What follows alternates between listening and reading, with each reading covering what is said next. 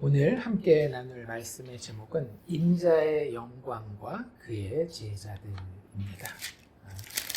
지난주 마지막 살펴본 장면은 예수님이 제자들과 최후의 만찬을 나누시던 중에 자신을 배반할 자가 누구인지를 알려주시고 또 특별히 가룟 유다에게 떡을 한 조각 떼어주면서 내가 하는 일을 속히 하라 라는 그 말씀을 저희가 살펴보았습니다. 제자들은 그 상황을 제대로 다 이해하지 못했지만 유다는 예수님이 건네준 그 떡 조각을 받고 곧 나갔다라는 그런 표현으로 30절이 마감되었습니다. 그리고 그 나가는 모습을 시간적인 표현이기도 하지만 영적인 그림으로서 밤이었다라고 이렇게 요한이 묘사했었던 것을 기억하게 되는데요. 오늘 그 뒷부분 31절부터 바로 보게 됩니다. 그래서 그 뒤에 하시는 이런 일들, 말씀들이, 제자들을 향한 가르침들이 이 앞에를 배경으로 하고 있다라고 하는 것을 요한은 분명하게 보여줍니다. 그가 나간 후에라고 하면서 가룟 유다가 나간 것과 뒤에 오는 사건이 최소한 시간적으로나 아니면 여러 가지 그 사건의 연관성에 있어서 관련이 있었다라고 하는 것을 사도 요한이 이야기를 하는데요. 어떻게 보면 이제 드디어 사단이 가룟 유다, 예수를 팔자의 마음 안에 들어가서 그가 최종 결단을 내리고 밖으로 나간 것은 아들의 영광이 이제 본격적으로 드러나기 위해서 방아쇠가 당겨진 거죠.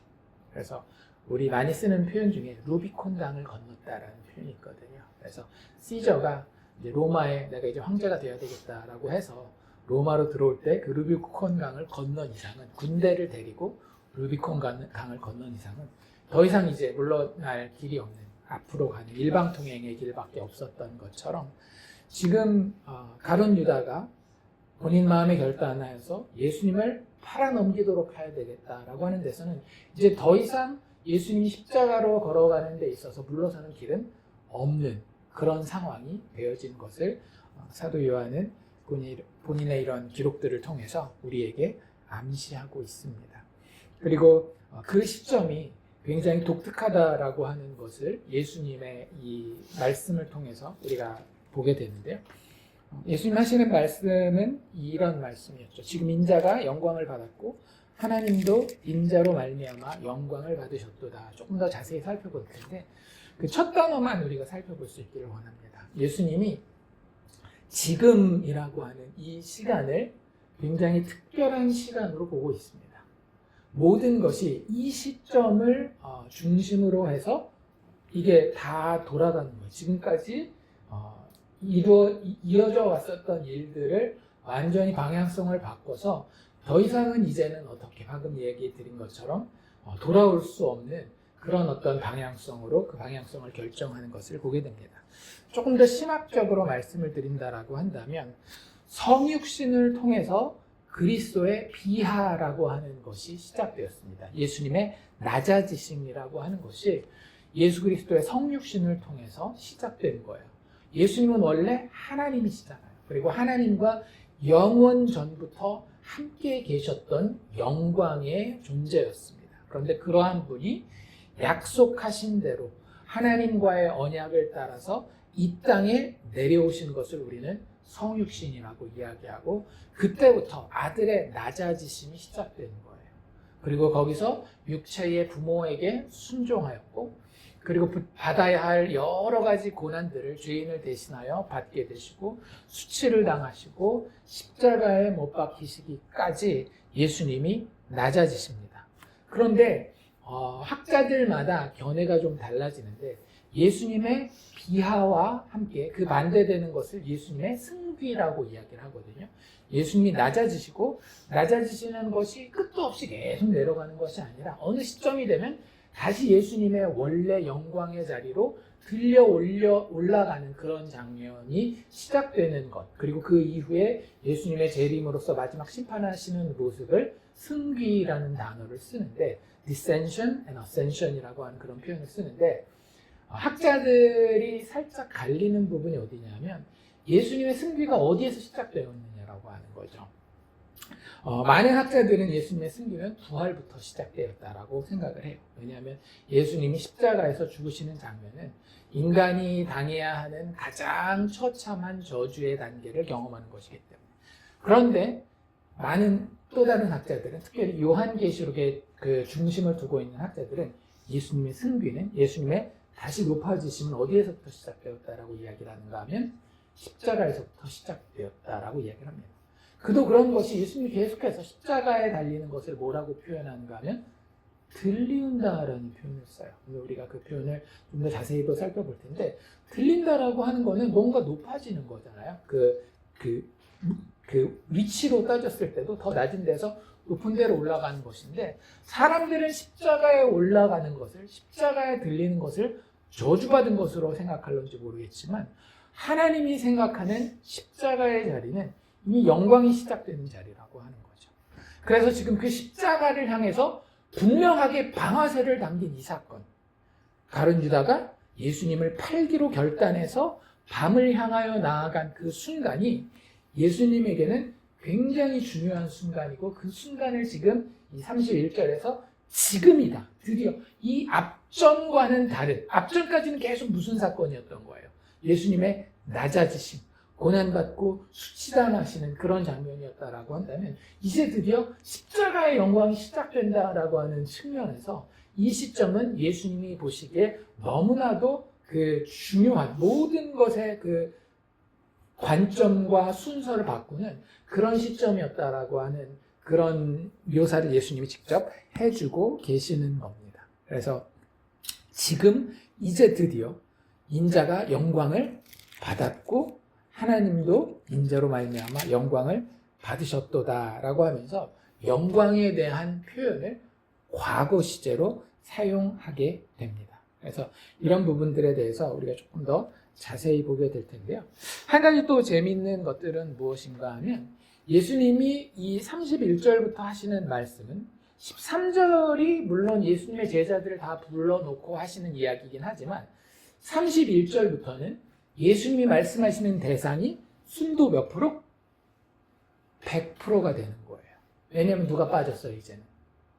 가룟 유다가 빠졌기 때문에 나머지 11 제자들은 우리가 교회사를 통해서도 봐도 다 순교했고 전부 다 예수님을 향한 믿음이 진짜였다라고 하는 성령의 감동으로 육체로 난 것이 아니라 하나님께로부터 나와서 예수를 주와 그리스도로 예수님을 사랑했었던 그런 사람들로만 구성된 모임이 31절부터 17장 마무리될 때까지 다락방 강화에 듣는 자들, 청중으로서 우리에게 이제 확정되는 것을 볼 수 있습니다. 그래서 여기에 쓰이는 참 재밌는 표현 중에 하나가 뭐냐면 33절에 보면 이 사람들을 가리켜서 예수님 뭐라고 부르셔요?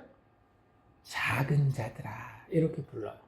이게 한국말에는 우리가 평상시에 잘 안 쓰는 표현이기 때문에 말로도 잘 안 쓰고 글로도 사실은 잘 안 쓰는 표현이죠. 영어 성경에 보면 이게 뭐라고 표현되어 있는가 하면 little children 이렇게 되어 있어요. 작은 아이들아, 어린 아이들아, 이런 표현으로 쓰는 거예요. 예수님에게 이 11명의 제자와 단지 11명의 제자를 이야기하는 게 아닙니다. 나중에 예수님의 대제사정적인 그 기도에 가면 내가 이 모든 말을 하는 것은 너희들뿐만 아니라 너희를 통해서, 너희들의 증언을 통해서 믿게 될 오고 올 모든 나의 사람들을 위해서 내가 하는 말이다 라고 하는 것이기 때문에, 그들을 향해서 예수님이 하시는 표현이 무엇인가 하면 작은 자들아, 작은 아이들아 라고 이야기하시는 그런 표현이라고 하는 것을 기억하면 좋을 것 같고, 아까 우리 그 성탄 찬양 중에 그런 표현이 있었죠.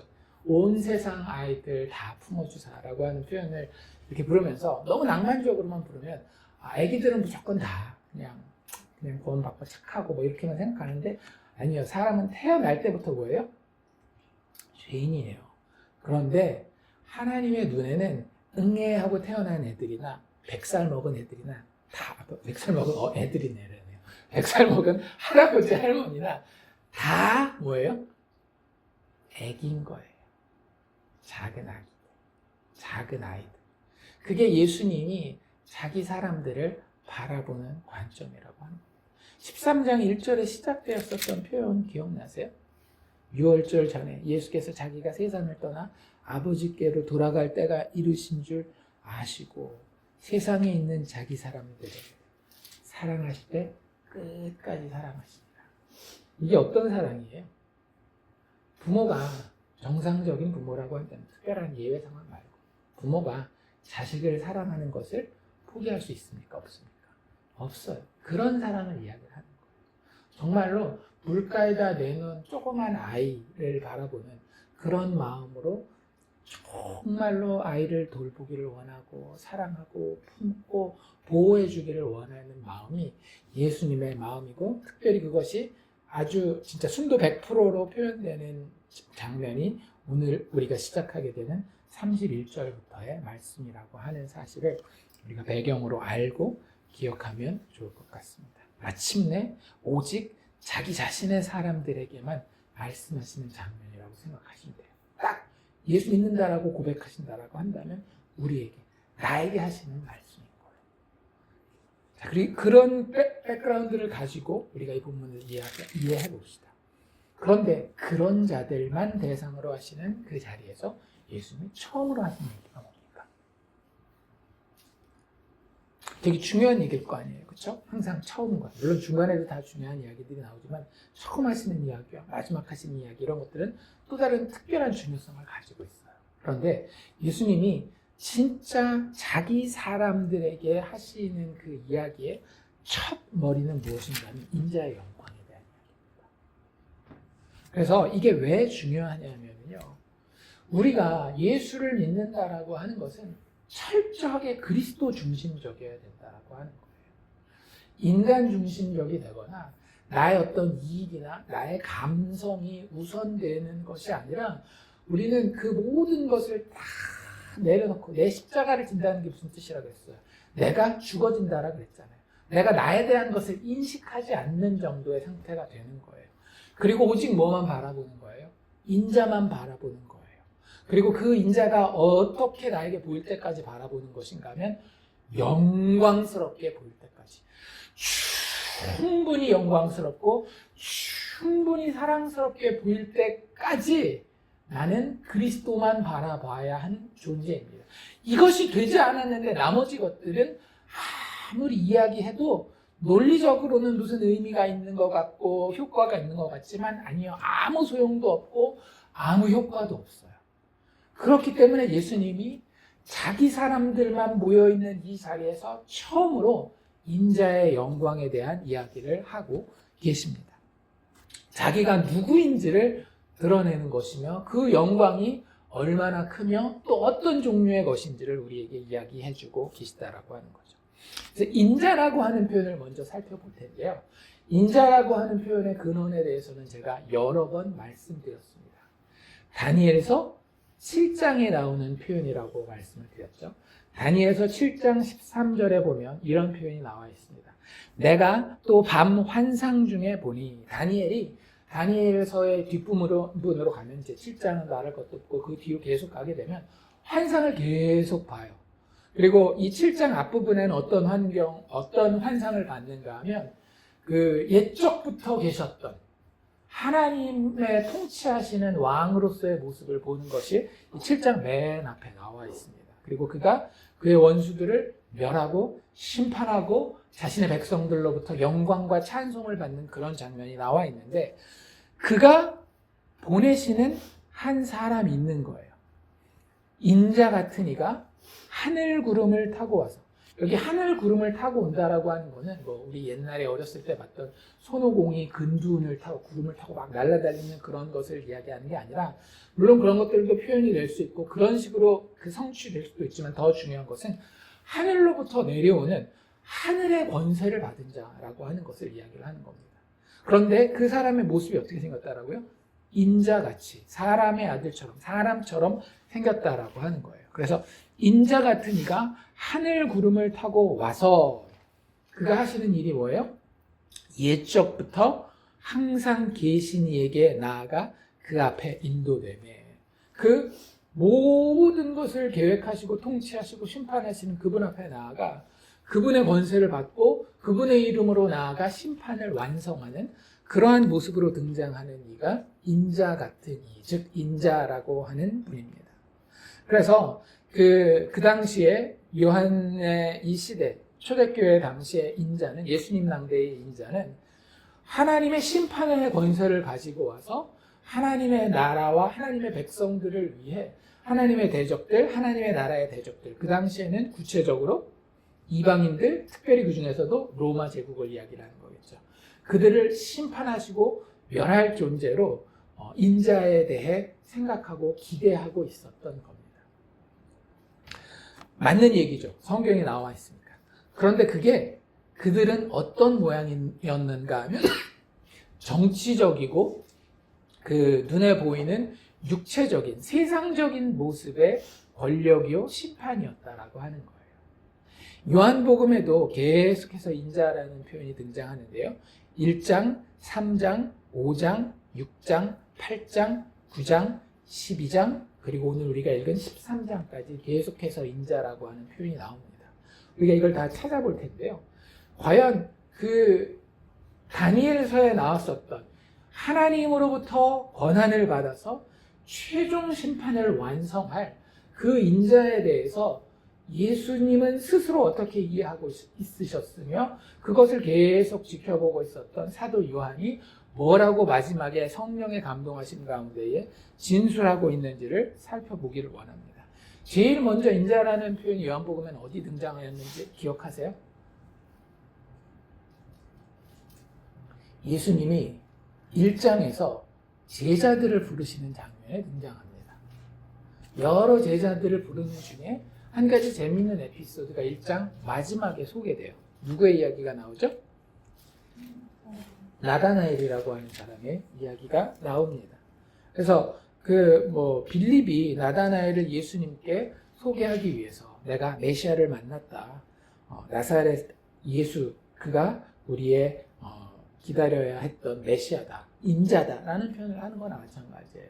이렇게 이야기를 했을 때에 나다나엘이 뭐라고 이야기를 하는가 하면 어떻게 나사렛에서 선한 것이 나을 수 있겠느냐라고 이야기하게 되고, 그리고 직접 예수님과 만나죠. 그리고 예수님 뭐라고 이야기하시는가 하면 두 마디를 하시는데, 하나는 이는 참으로 이스라엘 사람이다, 그 속에 간사한 것이 없다, 이렇게 이야기를 하시고, 또 한 가지는 빌립이 너를 부르기 전에 네가 무화과 나무 아래에 있는 것을 내가 보았노라 라고 이야기를 합니다. 그리고 나서 바로 나다나엘이 정확한 속사정은 모르겠지만 예수를 하나님의 아들이요 이스라엘의 임금, 즉 메시아, 인자로 고백하는 신앙의 고백의 장면이 나와요. 어떻게 보면 가장 처음 나오는 요한복음에 등장하는 예수 그리스도를 향한 정확한 신앙 고백 중에 하나가 나다나엘의 입술을 통해서 고백됩니다.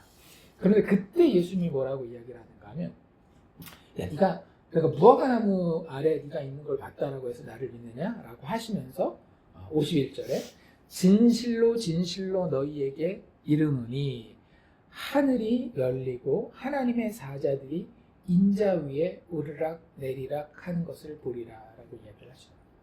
그래서 인자라고 하는 존재는 어떤 존재인가 하면 하늘과 땅을 연결하는, 하늘 권세를 가졌을 뿐만 아니라 이 땅에서 역사하시는 하나님의 사람, 하나님의 보냄을 받은 자, 즉 메시아 그리스도다라고 하는 것을 사도 요한은 예수님의 이 대화를 통해서 우리에게 이야기해주고 계십니다. 또 그 다음에 인자라는 표현은 어디 나오는가 하면 요한복음 3장에 나옵니다. 요한복음 3장은 무슨 얘기였어요? 예수님이 니고데모와 대화를 나누는 그런 장면입니다. 요한복음 3장 16절, 우리가 너무나 잘 아는 말씀이죠. 하나님 세상을 이처럼 사랑하사 독생자를 주셨으니 이는 저를 믿는 자마다 멸망치 않고 영생을 얻게 하려 하심이라 라고 하는 그 말씀, 바로 앞부분에 인자라고 하는 표현이 나옵니다. 13절과 14절을 보면은요, 하늘에서 내려온 자, 곧 인자 외에는 하늘에 올라간 자가 없느니라. 그리고 14절에도 곧바로 이어서 모세가 광야에서 뱀을 든 것 같이 인자도 들려야 하리라 라고 이야기를 하셔요. 그래서 예수님의 이 말씀 중에 인자는 어떤 사람인가 하면 하늘에서 내려온 자예요. 하늘의 권세를 가진 자입니다. 그리고 그분은 어떻게 되실 거예요? 다시 하늘로 올라가실 분이에요. 이 땅에 내려오신 낮아짐으로 끝나는 것이 아니라 다시 자신의 영광, 임무를 다 완수하고 나서는 자신의 임무를 다 완성한 후에는 아버지께서 약속하신 영광의 자리로 다시 돌아갈 분이라고 하는 거예요. 하늘과 땅이 인자를 통해서 완전히 연결되는 겁니다. 인자가 바로 키가 되는 거예요. 하늘을 이 땅에 옮겨오고 이 땅을 하늘로 가져가는 유일한 키가 바로 인자다라고 하는 것을 예수님이 스스로 이야기해주고 있다라고 하는 거죠. 인자가 없이 우리에게는 하늘이 없어요. 다른 말로 좀 우리가 신앙생활하는 말로 여러분들에게 말씀드린다라고 한다면 인자가 없다면 우리에게 영적인 깨달음과 영적인 접근은 전혀 불가능하다라는 거예요. 우리가 아무리 성경을 책으로서 종교 경전으로서 연구를 해도 인자가 없다라고 한다면 우리는 영적인 것, 즉 하나님에 대한 것에 접근할 수가 없는 거예요. 여기도 뭐라고 얘기를 하고 계셔요. 하늘에서 내려온 자 외에는, 인자 외에는 하늘로 올라갈 자가 없다라고 이야기를 하잖아요. 유일한 길이라고 이야기를 하고 계시는 거예요. 그리고 또 한 가지 인자에 대한 중요한 표현이 뭐였어요? 인자는 반드시 들려야 할 것이다. 이 들린다라는 표현이 계속해서 인자와 연관되어서 나옵니다. 다른 복음서에서도 인자라는 표현이 쓰이는데 그 표현마다 뭐랑 연결되는가 하면 예수 그리스도의 십자가 사건과 인자를 연결시켜요. 우리가 살펴봤었던 누가복음에서도 이것은 너무나도 분명하게 드러납니다. 그리고 나서 4장 건너가 5장에 넘어가면 또 인자라고 하는 표현이 등장하게 되는데 여기 5장은 무슨 사건이 있었는가 하면 베데스다 연못에서 예수님이 38년 되었던 병자를 회복시키셨던 그런 장면이에요. 그때 어떤 사람들은 믿었지만 많은 유대인들은 오히려 이 일을 계기로 해서 예수님께 더 적대감을 가지고 예수님을 대항하고 예수님을 죽이려고 하는 그런 일들이 일어납니다. 그때 예수님이 뭐라고 이야기하시는가 하면 자신이 하나님의 아들일 뿐만 아니라 아들로서 하나님의 권한을 가지고 있다라고 얘기하는 과정 가운데에 또 인자됨으로 말미암아 자기가 인자라고 하는 것을 정확하게 이야기하면서 그 인자됨으로 말미암아 심판하는 권한을 주셨느니라. 다니엘서에 얘기했었던 그 인자에 대한 정확한 권한이 누구에게 있다라는 거예요? 인자된 나에게 있다라고 하는 겁니다. 하나님이 나에게 내가 인자되었기 때문에 내가 인자로서 여기에 왔기 때문에 심판할 권한을 나에게 주었다. 그리고 내가 아버지의 계획과 기대에 부합하도록 멋지게 이 심판을 완성할 것이다 라고 이야기하고 있는 거예요. 우리는 예수님을 늘 구원자로만 생각하고 있는데 그 구원은 반드시 심판에 근거한 구원이라고 하는 것을 알아야 돼요.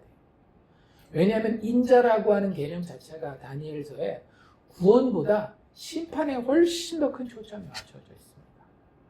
그리고 예수님도 자신의 인자됨이 심판과 아주 밀접하게 연관되어 있다라고 이야기하고 계시는 거죠. 인자됨으로 말미암아 내가 심판하는 권한을 받았다라고 이야기를 하고 계신다라고 하니까.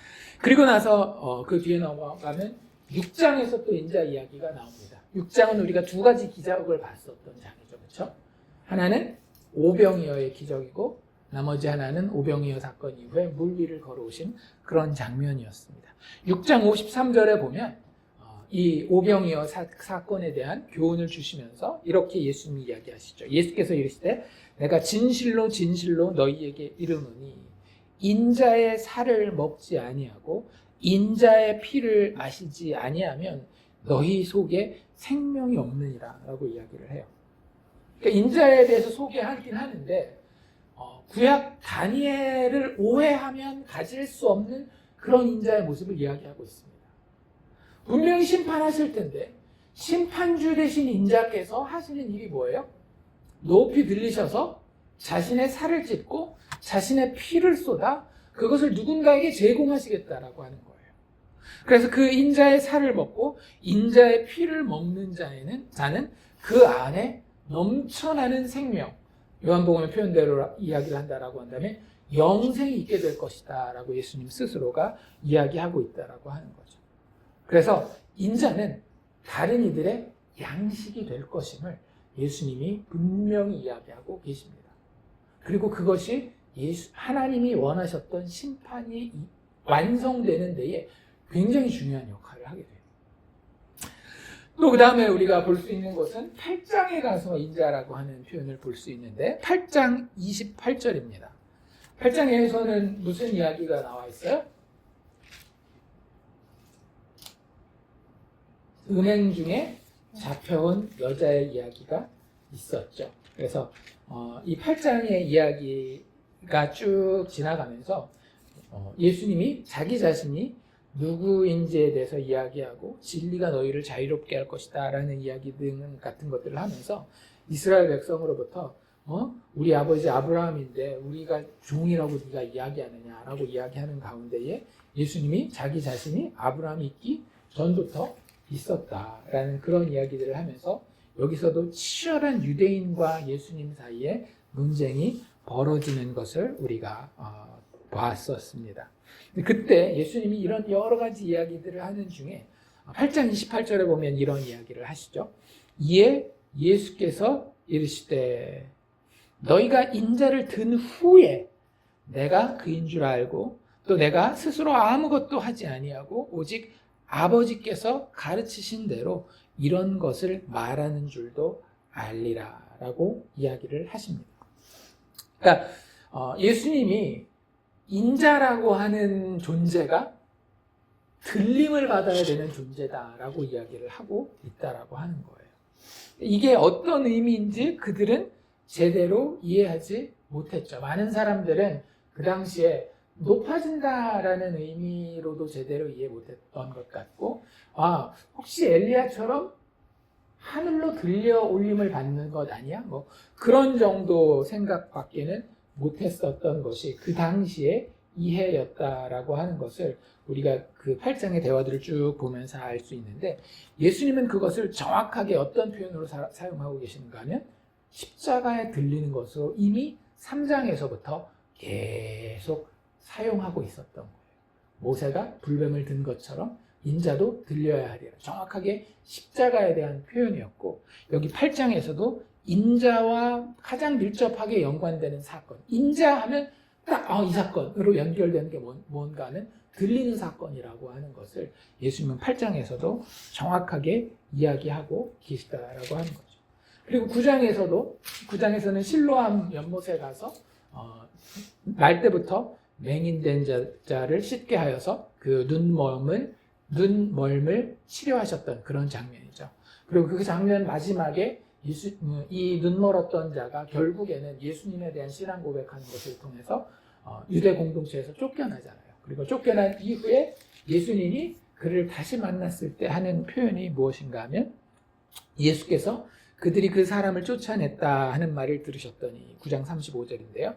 그를 만나사 이르시되 네가 인자를 믿느냐라고 이야기를 합니다.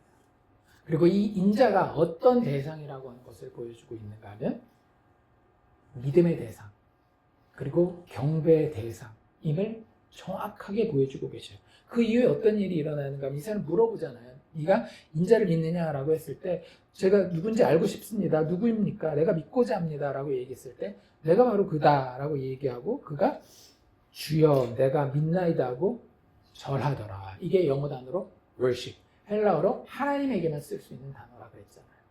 예수를 하나님으로 인정하면서 인자가 단순한 다윗의 육체적 혈통에서 오는 자가 아니라 다윗의 왕좌에 앉긴 하지만 아까 우리가 다니엘서 7장에서 봤던 것처럼 하나님으로부터 직접 그 권세를 받아서 하나님으로서 하나님의 자리에서 예배받고 경배받고 믿음의 대상이 되어져야 될 그런 존재라고 하는 것을 이 짧은 에피소드를 통해서 예수님은 9장에서 이야기하고 계셨던 겁니다. 그리고 우리가 얼마 전에 봤던 12장에도 인자라고 하는 표현이 나오는데요. 백성들과 유대인들과 여러 가지 대화를 나누는 가운데 12장 34절에서 예수님이 하셨던 일에 대해 무리가 이렇게 이야기를 하죠. 이에 무리가 대답하되 우리는 율법에서 그리스도가 영원히 계신다함을 들었거늘. 그러니까 자기들을 다스리되 영원한 통치를 가지고 이제 다시는 이 나라 망하지 않도록 지켜주는 육체의 왕국을 생각하고 있는 무리들에게 예수님이 하셨던 이야기들을 그들이 자기들 버전으로 이야기를 하는 겁니다. 그리스도가 영원히 계신 다음을 들었거늘 너는 어찌하여 인자가 들려야 하리라 하느냐. 이 인자는 누구냐라고 물어봅니다. 그 앞에 예수님이 사실 뭐라고 이야기를 했었는가 하면 32절에 내가 땅에서 들리면 모든 사람을 내게로 이끌겠노라 라고 이야기하고 계시는 거예요. 그래서 23절에도 사실은 예수님이 인자가 영광을 얻을 때가 왔도다라고 하면서 예수님이 하셨던 이 모든 이야기들을 합쳐서 그들이 생각할 때 뭐라고 생각했는가 하면 인자가 들려야 하리라라는 말로 예수님의 말을 지금 요약하고 있는 겁니다. 실제 예수님이 그렇게 하셨고 인자가 영광을 받아야 할 텐데 그 인자인 내가 땅에서 들리면 모든 사람들을 나에게로 이끌 것이다 라고 이야기하는 것을 우리가 12장에서도 봤었던 겁니다. 다시 말하자면 인자는 반드시 뭐 해야 되는 존재예요? 들림을 받아야 되는 존재라고 하는 거예요.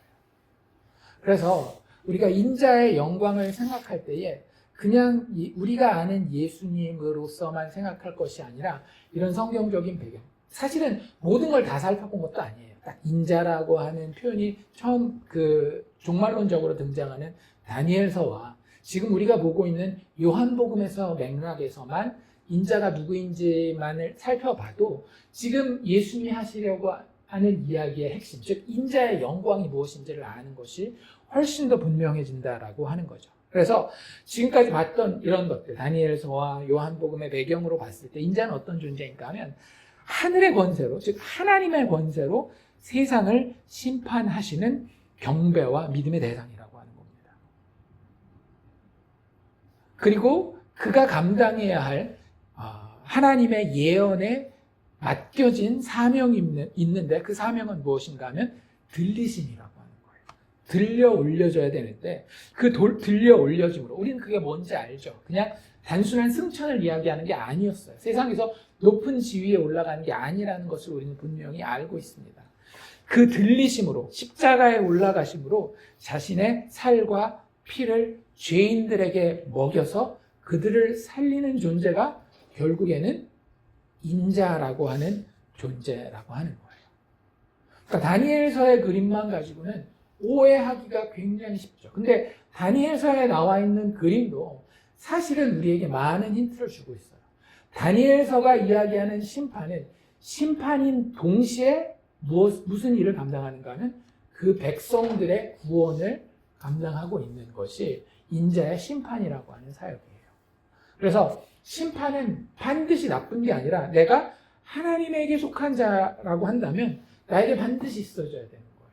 그냥 우리는 그 심판을 다른 사람의 마땅히 죄 지은 사람들이 세상에서 나쁘게 악하게 산 사람들이 나중에 죽은 다음에 지옥 가는 그런 심판으로만 생각하는데 우리 개인에게 더 처절하고 철저하게 적용되는 것이 심판이라고 하는 개념입니다.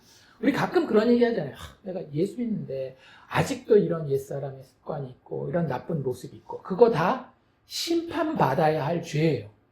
그런데 그 심판을 완벽하게 이루는 게 누구라는 거예요? 인자라고 하는 존재예요. 하늘로부터 하나님의 권세를 가지고 와서 완전하게 심판을 정의롭게 실행하시는데 그 가운데에 하나님의 백성들은 살려서 본인과 같이 영광스러운 자리에 올려놓는 존재가 바로 인자라고 하는 존재라고 하는 거죠. 그리고 그 일을 완성하기 위해서 인자가 해야 할 가장 중요한 사역이 뭐다? 들림을 받는 사역이다라고 하는 것을 요한복음은 계속 이야기하고 있어요. 물론 다니엘서 본문 자체에 인자의 들림을 이야기하고 있지 않지만 이 인자의 들림, 즉 인자의 십자가의 죽음에 대해서는 이 인자가 당해야 할, 즉 고난받는 종이 당해야 할 여러 가지 구약의 다른 본문을 통해서 우리에게 소개되어지고 있었던 겁니다. 그래서 그 인자가 받아야 할 영광, 예수님 계속 이야기하잖아요. 지금 인자가 영광을 받았다.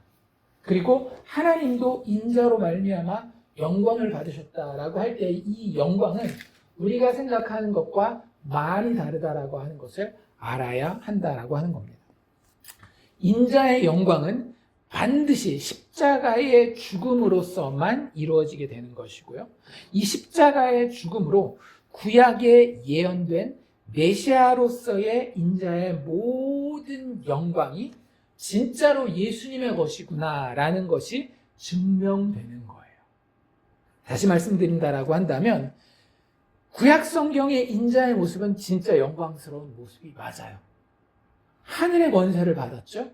그 어떤 민족도, 그 어떤 왕들도, 그 어떤 세상의 권세들도 이 인자에게 대적할 수 없어요. 우리가 그냥 생각하는 영광의 모습과도 거의 일치합니다.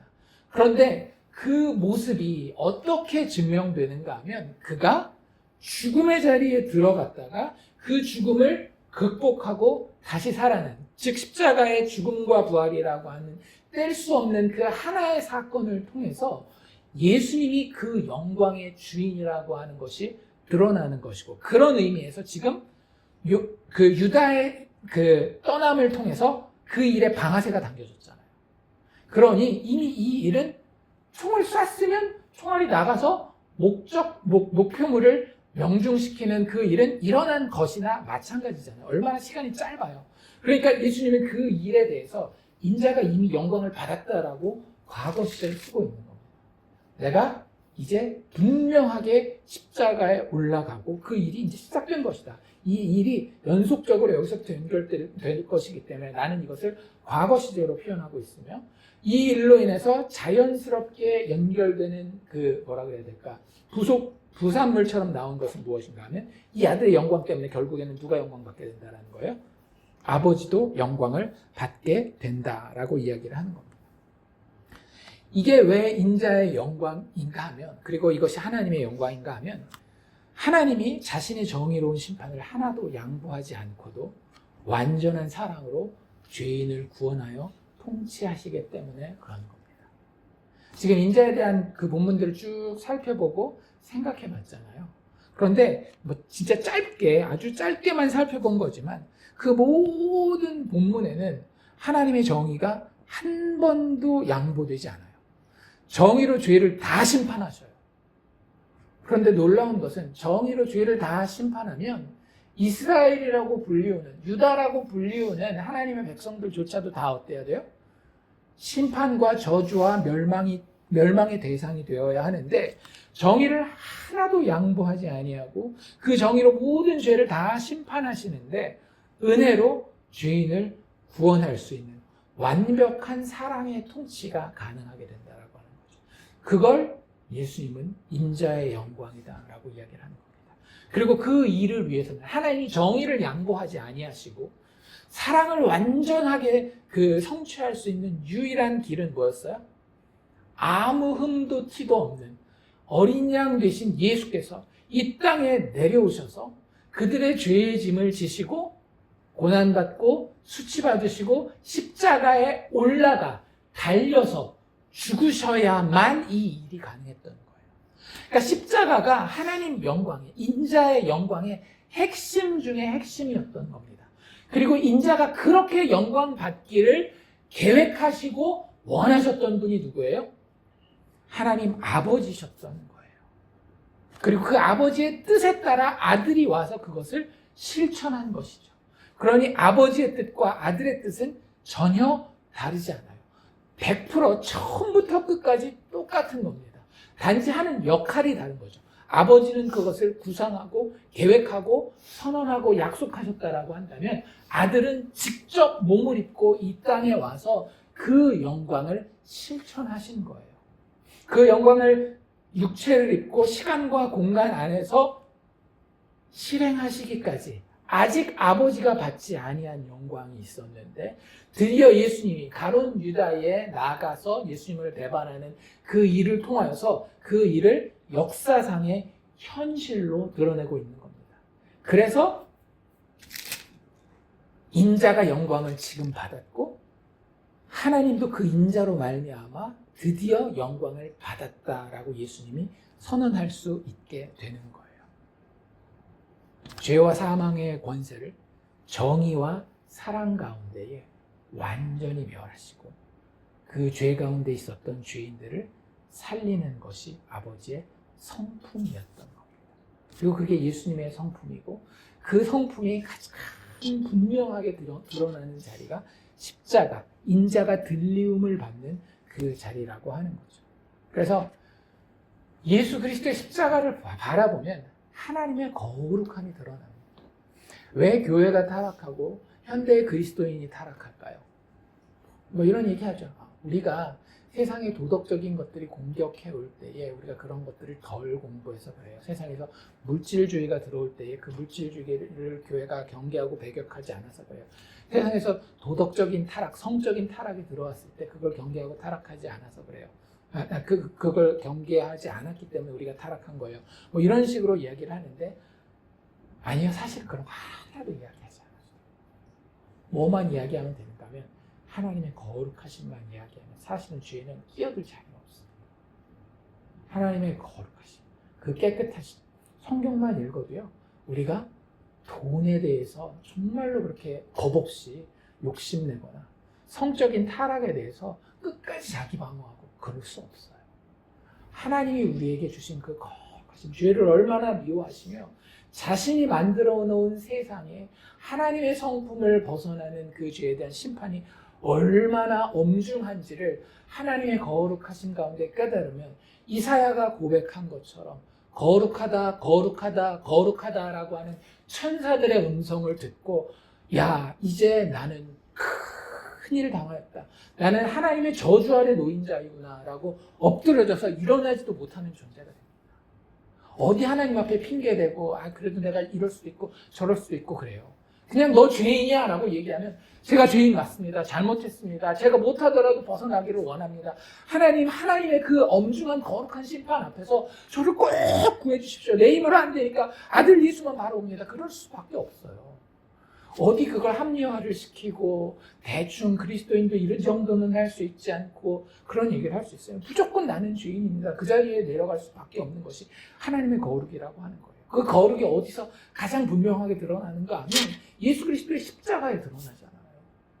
내 아들이라 할지라도 나의 영광의 본체라 할지라도 그 죄라고 하는 타이틀을 어깨에 지고 그 자리에 있을 때는 내가 반드시 실수하지 않고 심판하시겠다라고 하는 거예요. 그 거룩을 완전히 만족시킨 것이 아들의 십자가였다라고 하는 겁니다. 거기에서 모든 심판이 이루어지고요. 동시에 그 십자가를 바라보는 순간 하나님이 그 십자가 바라보고 예수를 구원자로, 예수를 그리스도로, 예수를 하나님의 아들로, 하나님의 보내신 인자로 인정하는 모든 자들에게는 자비를 베푸셔서 용서하시고 그들을 구원의 자리로 회복시킨다라고 하는 것이 하나님의 성품이고 하나님의 계획이고 그것은 아들을 통해서 십자가에서 역사의 현실 가운데에 분명한 실체가 되었다라고 하는 거예요. 그래서 많은 사람들이 이 십자가를 도저히 그 어떤 누구도 그냥 인간이 잘못해가지고 벌받고 십자가에 죽는 것과는 다른 것으로 본 거예요. 즉 인간이 십자가에 달리는 것은 이건 승비로 이야기할 수가 없습니다. 이건 무조건 비하예요. 그런데 예수님의 십자가 많은 학자들에 의해서 승비로 예수님의 높아지심으로 받아지는 이유가 이거라고 하는 거예요. 하나님의 모든 영광을 가감없이 피하지 아니하고 죽기까지 순종하심으로 드러내신 자리가 바로 그 십자가 위였기 때문에 그렇습니다. 예수님은 그 영광을 너무나 사랑했고 좋아했고 즐겼고 그것이 이루어지는 것을 너무나도 간절히 바라셨어요. 그래서 지금 드디어라는 표현과 거의 마찬가지라고 보시면 될 것 같아요. 인자가 영광을 마침내 받았고 하나님도 이 인자로 말미암아 영광을 받으셨도다. 32절로 넘어가면 만일 하나님이 그로 말미암아 영광을 받으셨으면 근데 받으셨죠? 이미 31절에 받으셨다라고 얘기를 했으니까 이 조건문은 예스로 통과된 거예요. 추가된 거니까. 하나님도 자기로 말미암아 그에게 영광을 주시리니 곧 주시리라. 여기선 시제가 바뀌었죠. 그렇죠? 31절에서는 전부 다 시제가 뭐였어요? 과거 시제였는데 32절에서 하나님 스스로로 말미암아 인자, 즉 아들에게 영광을 주시는 것은 미래 시제입니다. 뭘 이야기를 하는 거겠어요? 두 가지 정도를 이야기한다고 보면 됩니다. 하나는 그 죽음을 박차고 일어날 아들의 부활을 이야기를 하는 거고요. 더 나아가서는 그가 승천하는 것을. 그래서 하나님 보좌 우편에 앉아 이제 하늘로부터 성령을 통하여 영원토록 다스리시는 승천의 그 영광을 이야기하는 것으로 이해하면 좋을 것 같습니다. 예수님이가 다 알고 계셨던 거예요. 그러니 무덤에 내려가는 것 자체가 예수님에게 큰 두려움과 위협을 가져다 주지는 못하는 거예요. 예수님이 오히려 뒤에 다른 복음서에 나오는 안타까워하고 주저해 보이는 것처럼 보이는 장면은 그런 죽음을 무서워한다든지 이런 것 때문에 그런 것들이 아니에요. 하나님과의 관계에서, 삼위 하나님과의 관계에서 그것이 끊어지는 것 같은 그런 경험에 대한 부담감과 마음의 불편함을 이야기하시는 것이지, 예수님 다 알고 계시잖아요. 지금 내가 가는 십자가의 자리도 영광의 자리이며 그것을 통하여 내가 영광받고 아버지도 영광받고, 그렇게 영광받은 아버지가 나를 죽음의 자리에 그대로 썩게 내어버려 두지 아니하고 나를 살리실 뿐만 아니라 하늘보다 높은 곳 자기 우편에 앉아 모든 나라와 민족을 다스리게 하는 통치자로, 심판주로 세우실 것을 알고 있었기 때문에 예수님은 그런 부분에 있어서 너무나 담대한 분이실 수밖에 없었다라고 하는 겁니다. 그리고 나서 예수님이 33절에 작은 자들아 이런 표현을 쓰는 거예요. 예수님 그렇게 커요. 그렇게 놀라운 인자의 영광과 힘과 권세를 가지고 계시는데 그가 다루는 자들은 어떤 자들이에요? 우리는 보통 어때요? 내가 급이 이 정도 되면 나랑 같이 노는 사람들도 이 정도 급은 돼야지 이렇게 생각하잖아요. 그게 세상 나라의 권세자들이에요. 세상의 영광이에요. 내가 백만장자인데 홈리스랑 같이 밥 먹는 거 나의 영광을 깎아먹는다라고 생각해요. 그게 세상의 법칙입니다. 그런데 성경이 이야기하는 영광스러운 인자는 자신의 영광을 어디서, 자신의 기쁨을 어디서 찾는가 하면 작은 자들과 교제하는 데서 찾아요. 참 우리에게 너무나 큰 소망이고 너무나 큰 기쁨일 수밖에 없는 겁니다. 그분은 작은 자들과 교제하기를 원하셔요. 왜냐하면 그분의 존재 자체가 그렇거든요. 그분의 존재는 너무나 크기 때문에, 무한대로 크기 때문에 아무리 큰 걸 갖다 놔도 그냥 작은 자들일 뿐이에요. 그리고 그 작은 자들 중에서도 가장 작은 자들. 그러니까 작은 자들의 레벨이 이렇게 나눠집니다. 자기네들끼리는. 도토리끼리 키를 재서 나는 죄를 조금 덜 지은 사람, 나는 죄를 거의 안 지은 사람, 나는 하나 빼고는 다 괜찮은 사람들과, 나는 진짜 다른 사람이 나를 이렇게 벌한다라고 한다면 어쩔 수 없이 손목 내주고 수갑 차고 감옥에 들어갈 수밖에 없는 죄인이라고 이야기하는 작은 자들로 나뉘어져요.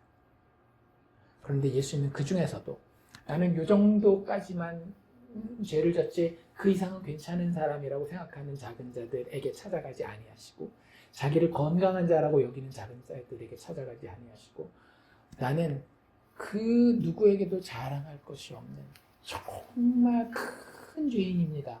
작은 자 중에 가장 작은 자입니다. 사도 바울의 표현대로 한다면 죄인 중에 괴수입니다 라고 하는 자들에게 예수님이 찾아갔습니다. 그리고 그들을 나의 작은 자들, 나의 사람들 이렇게 부르시면서 찾아가는 거예요. 그리고 그들에게 참 예수님의 사랑의 모습에 대해서 우리가 조금 더 살펴볼 텐데, 뭐라 그래야 될까? 우리가 이 땅에 있으면서 어떻게 지내야 되는지를 보여주고 계시는 거예요. 작은 자들아, 작은 자들아, 내가 아직 잠시 너희와 함께 있겠노라. 약간 불안하죠. 뭐 때문에? 잠시 때문에. 근데 그 잠시 있는 그 상황을 이렇게 설명하고 계셔요. 너희가 나를 찾을 것이나 일찍이 내가 유대인들에게 너희는 내가 가는 곳으로 올 수 없다고 말한 것과 같이 지금 너희에게도 이르리라. 이거 무슨 그림이에요? 엄마 아빠 출근하고 집에 혼자 남아서 집을 지키는 섬집 아이 같은 그런 모습이에요. 작은 아이들, children이라고 했잖아요. 애기들이 집에 혼자 남아있어요. 부모님은 잠시 어디 일하러 가셨어요. 그런데 여기에서 예수님이 니들 버리고 가는 게 아니라고 하는 얘기를 하시는 거예요. 내가 지금 너희한테 미리 말하는 거다. 어떤 말 하시는 거예요? 아빠, 엄마 나갔다가 시간 되면 약속한 시간 되면 금방 올게. 그 얘기하고 있어요. 그게 바로 제자들과 우리가 살고 있는 시대입니다. 우리가 흔히 이야기하는 신약 시대 혹은 교회 시대를 이야기합니다. 우리는 이런 시대를 살고 있는 겁니다. 예수님이 우리에게 뭐라고 이야기하셨는가 하면 잠깐 갔다가 올게. 잠깐 갔다. 우리가 붙들어야 되는 건 뭘까요? 그 말씀인 거예요. 잠깐 갔다 오리라 하신 그 말씀. 그래서 예수님이 내가 말한 것과 같이 지금 너희에게도 말하고 있노라. 내가 말한 거 잘 새겨들어. 잊어버리고 무서워하고 괜히 딴 데 가서 방황하지 말고 내가 올 그 날을 기다려라 라고 이야기하고 계시는 겁니다. 그리고 그런 의미에서 예수님은 우리의 선생님이신 거예요. 왜? 우리가 듣고 깨닫고 그것을 우리의 살과 피로 삼아야 되는 교훈과 진리를 주시는 분이기 때문에 우리의 부모이실 뿐만 아니라 우리의 선생이 되시는 거예요. 그리고 나서 그 뒤에 34절과 35절을 이야기를 하시죠. 많은 분들이 이 13장을 읽으면서 제일 많이 기억하는 구절이 우리가 세족식 때 봤었던 너희도 서로 발을 씻겨주는 것이 옳으니라. 그리고 오늘 우리가 읽은 34절, 36절, 35절에 나와 있는 너희가 서로 사랑하라. 내가 너희를 사랑한 것 같이 너희도 서로 사랑하라. 이로써 모든 사람이 너희가 내 제자인 줄 알리라. 이런 부분을 기억하는데 이런 부분이 우리가 방금까지 이야기한 그 인자와 인자의 영광이라고 하는 컨텍스트를 가지고 우리에게 주어졌다라고 하는 사실을 분명하게 기억해야 합니다. 그래서 사랑에 대해서는 사실은 해야 되는 이야기가 굉장히 많이 있죠. 이 본문 말고 요한 1서라든지 고린도전서 13장이라든지 이런 데서들도 더 봐야 되지만 이 본문에서도 우리에게 충분한 어떤 인사이트를 주고 있는데 그 부분을 오늘은 간단하게만 살펴볼 텐데 사실 34절과 35절은 제자도예요. 다른 말로 이야기를 한다라고 한다면 제자가 선생에게 배웠기 때문에 선생이 제자들에게 원한 것이 있기 때문에 전달해 준 것이 있기 때문에 어떻게 그들의 삶을 인생 가운데서 살아가야 되는가에 대해서 알려주고 있는 제자의 길인데 중요한 건 뭐냐면 이거 내가 발견한 길이다 아니다? 아니라고 하는 거예요. 그리스도인의 제자도는 반드시 뭐에 초점이 가 있는가 하면 가장 강한 초점이 선생에게 가 있어요.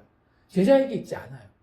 선생에게 가 있습니다. 그래서 앞에 이 이야기를 하기 전에 인자와 인자의 영광과 인자가 지금 우리에게 던져주는 상황에 대해서 계속 이야기했던 거예요.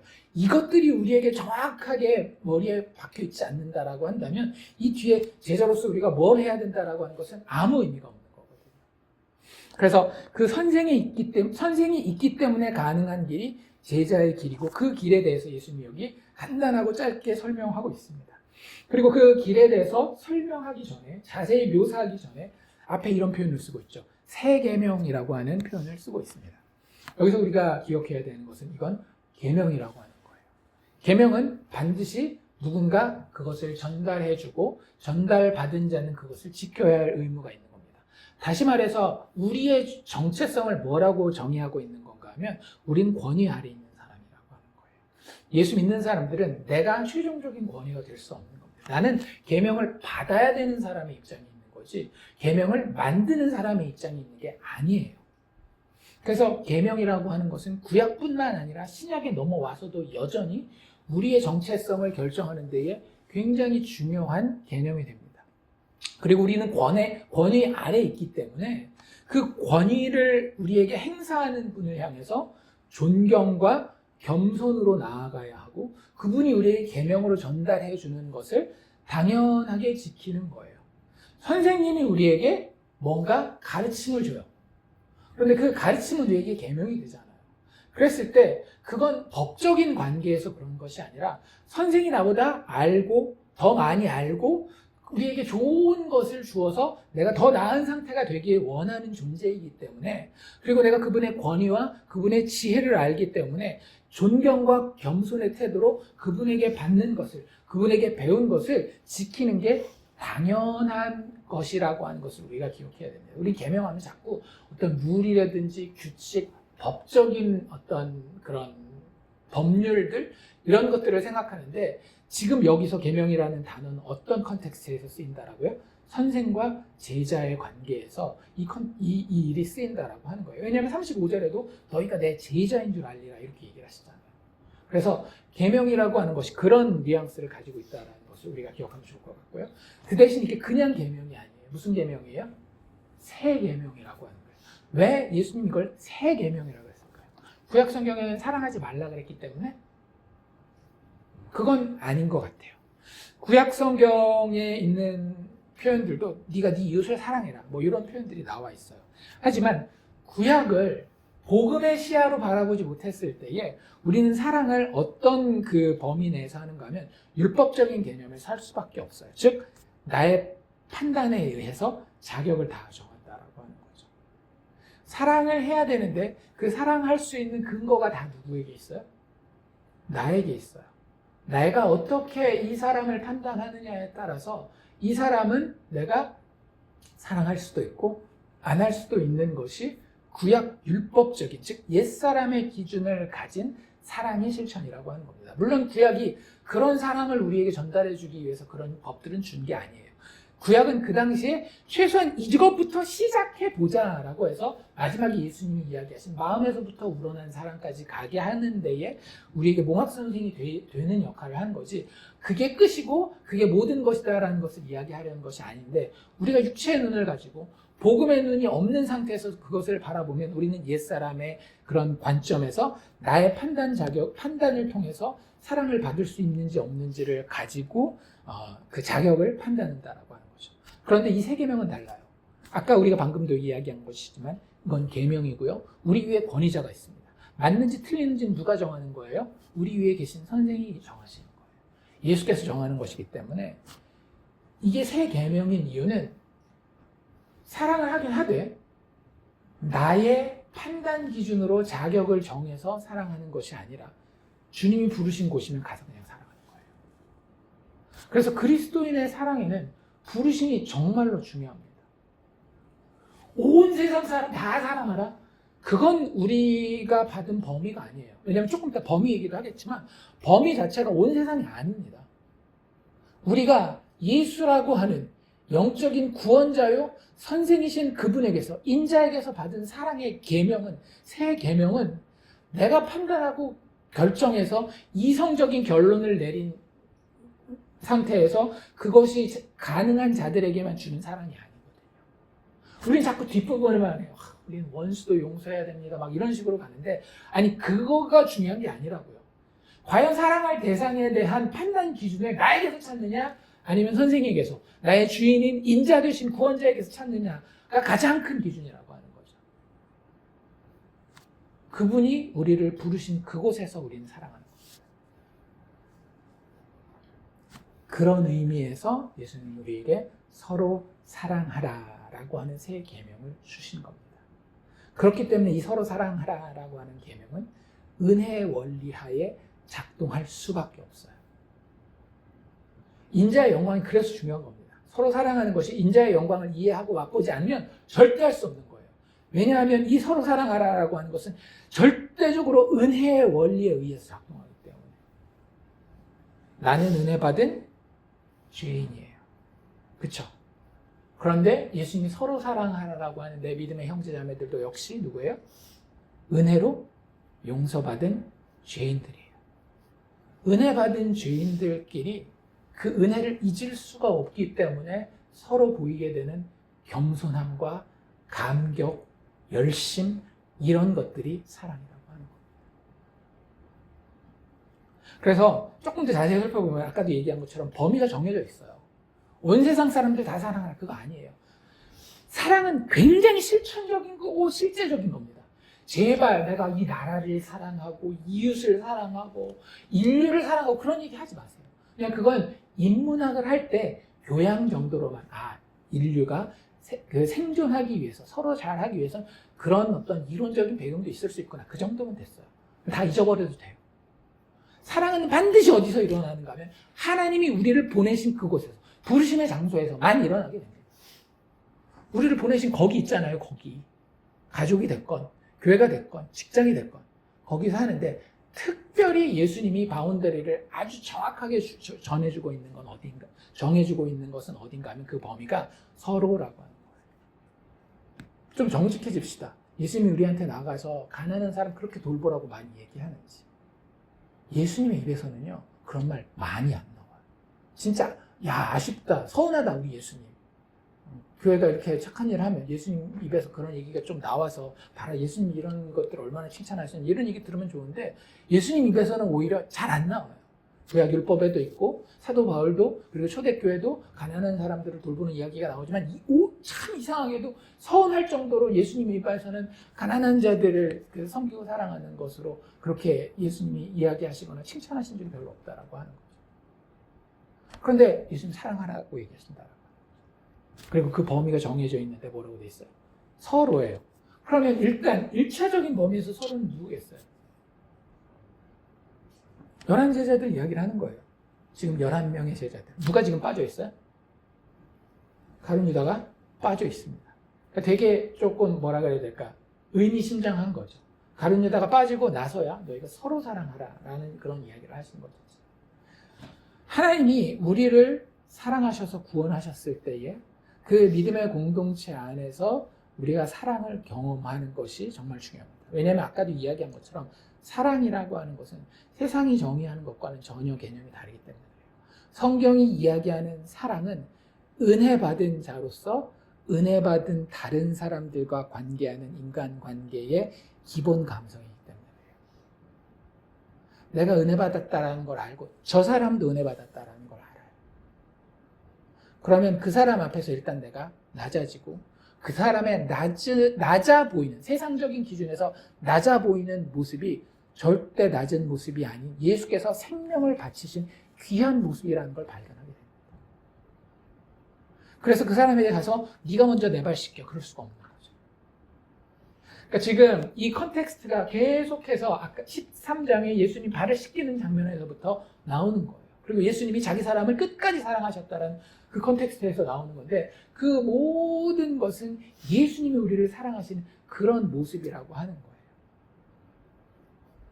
우리 안에 주님이 거하시기 때문에 내가 그분의 은혜를 받았고 내가 서로라고 부를 수 있는 그 믿음의 공동체 안에서의 그 사람들을 향해서도 내가 예수님 앞에 보여지는 그 시각으로 그 사람들을 바라볼 수밖에 없다라고 하는 거죠. 그래서 계속 말씀드리지만 우리는 사랑이라고 하는 것에 대해서 이야기할 때마다 자꾸 양심의 가책을 느낄 때가 많아요. 뭐랑 연결시키기 때문에 그런지 아십니까? 내가 이만큼까지 했었어야 되는데 라고 하는 행동과 연결시킬 때가 많기 때문에 그래요. 물론 행동적으로도 잘 해야 돼요. 그런데 성경에서 사랑은 행위에 대한 이야기가 아니라 마음에 대한 이야기예요. 그리고 그 마음은 진짜 예수님이 말하는 서로 사랑하라라고 하는 그 사랑의 마음은 뭐에 근거할 수밖에 없다라고요? 인자의 영광에 근거할 수밖에 없다. 그 영광이 내 안에 분명하지 않잖아요? 다른 사람을 위해서 누나를 빼줘도 의미가 없어요. 결국에는 나만 뿌듯해지고 내가 잘해준 사람이 나한테 못하게 되면 서운해지고 그냥 그런 거예요. 예수님은 그런 사랑 이야기하는 게 아니에요. 인자의 영광을 본 사람들끼리 서로를 바라보는 선생이 나를 바라봐 주신 선생이 나를 대해 주신 그 마음이 나에게도 생긴 거예요. 성령의 역사를 통해서. 그런 사랑으로 서로 사랑하라라고 이야기를 합니다. 그리고 범위가 그럴 뿐만 아니라 범위는 대신 나중에 예수님의 다른 가르침에 보면 너희가 원수까지도 사랑하고 너희를 핍박하는 자들을 위해서 기도하라라고 하는 것을 통해서 그 범위는 자연스럽게 밖으로 흘러서 확장될 수 있다라는 사실을 우리가 기억해도 괜찮고요. 일단 요한복음 자체는 서로 사랑하는 것, 요한은 그것에 되게 많이 꽂혀 있었던 사람이에요. 예를 들자면 요한 1서에도 하나님은 사랑이시라라는 얘기 나오잖아요. 거기서 계속 강조되는 게 뭐냐면 서로. 그러니까 팀켈러 목사님도 그러시잖아요. 자기가 참 안타까운 것 중에 하나가 예수 믿는 사람들이 그 사람이 아무리 우파 정치인을 지원하고 어떤 사람은 좌파 정치인을 지원한다 할지라도 예수 믿으십니까? 하면 하나 될 수 있는 그 마음. 그게 없는 것이 너무나 안타깝다라고.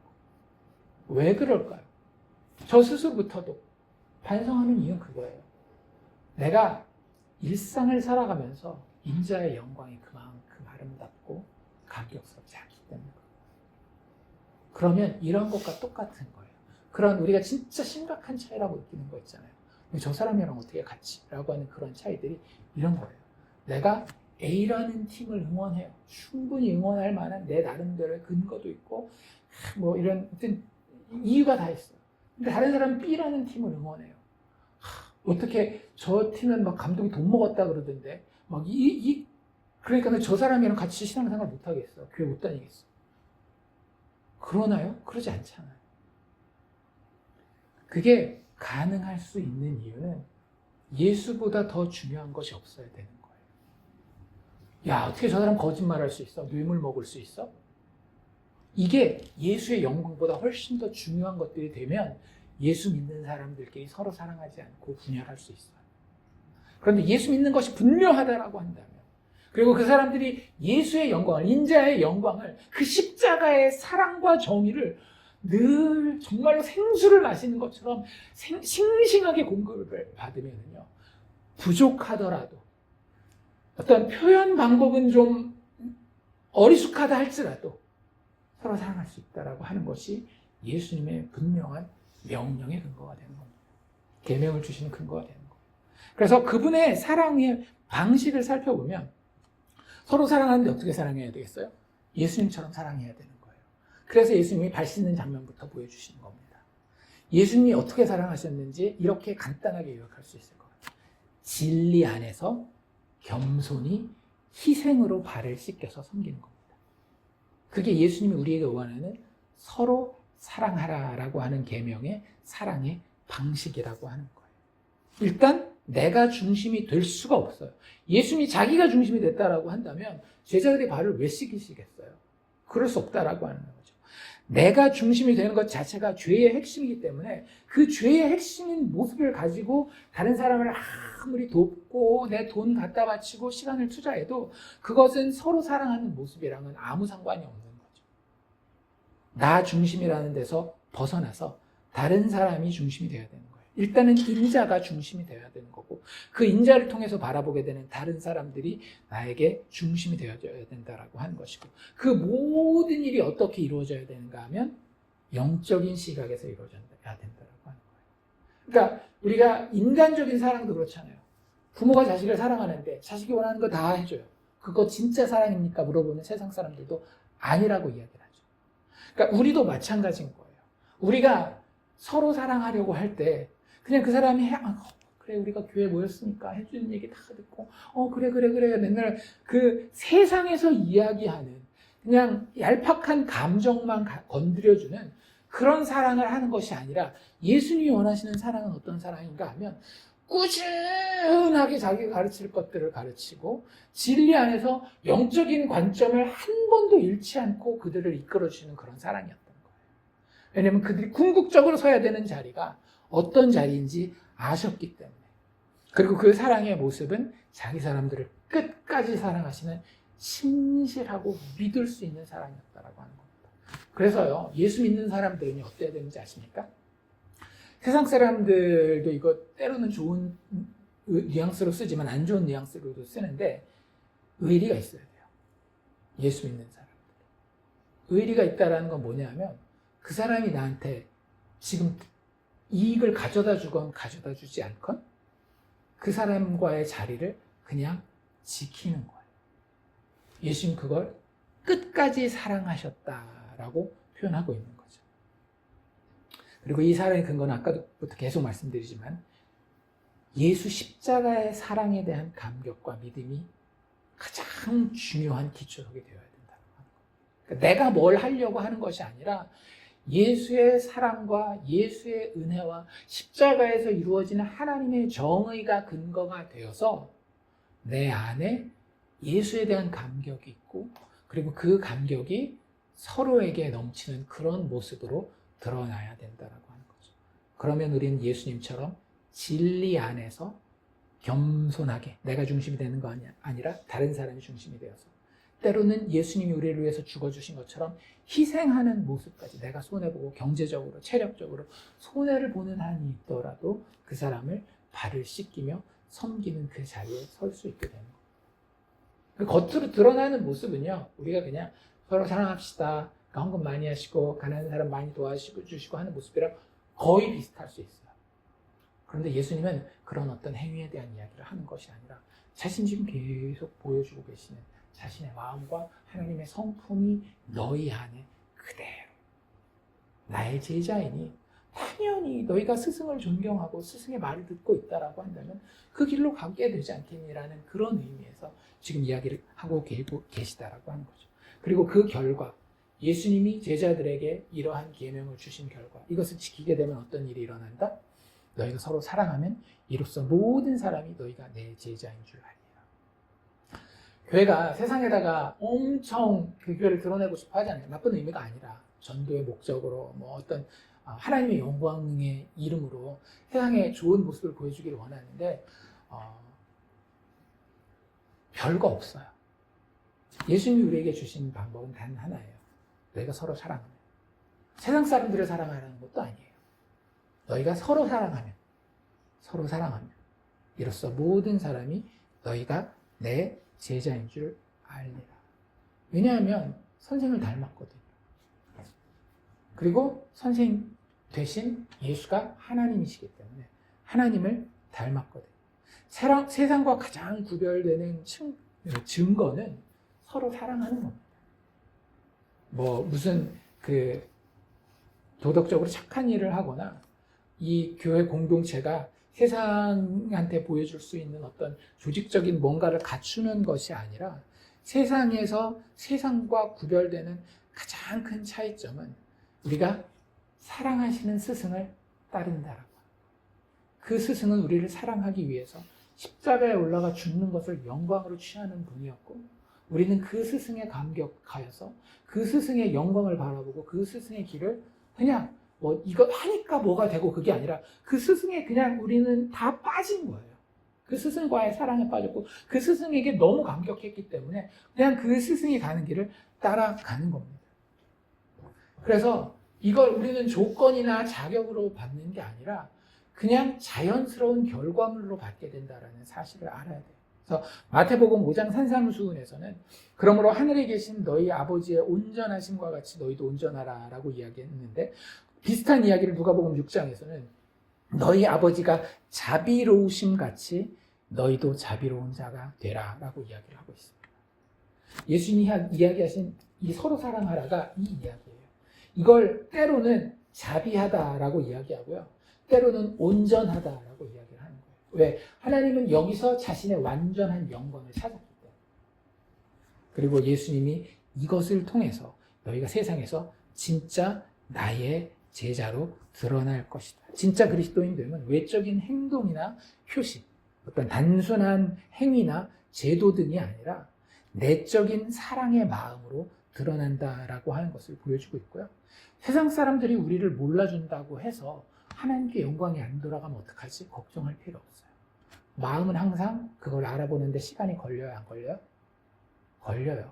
우리는 자꾸 마케팅이나 세일즈의 관점에서 하나님의 영광과 우리가 예수님의 제자됨을 드러내야 된다고 생각하는데 그렇지 않아요.